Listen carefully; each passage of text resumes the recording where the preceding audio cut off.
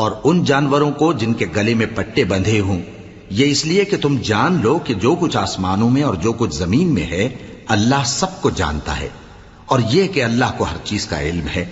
جان رکھو کہ اللہ سخت عذاب دینے والا ہے، اور یہ کہ اللہ بخشنے والا ہے، مہربان بھی ہے۔ پیغمبر کے ذمے تو صرف پیغام پہنچا دینا ہے، اور جو کچھ تم ظاہر کرتے ہو اور جو کچھ مخفی کرتے ہو اللہ کو سب معلوم ہے۔ کہہ دو کہ ناپاک چیزیں اور پاک چیزیں برابر نہیں ہوتی، گو ناپاک چیزوں کی کثرت تمہیں اچھی ہی لگے، تو عقل والو اللہ سے ڈرتے رہو تاکہ کامیاب ہو جاؤ۔ مومنو، ایسی چیزوں کے بارے میں مت سوال کرو کہ اگر ان کی حقیقتیں تم پر ظاہر کر دی جائیں تو تمہیں بری لگیں، اور اگر قرآن کے نازل ہونے کے ایام میں ایسی باتیں پوچھو گے تو تم پر ظاہر بھی کر دی جائیں گی۔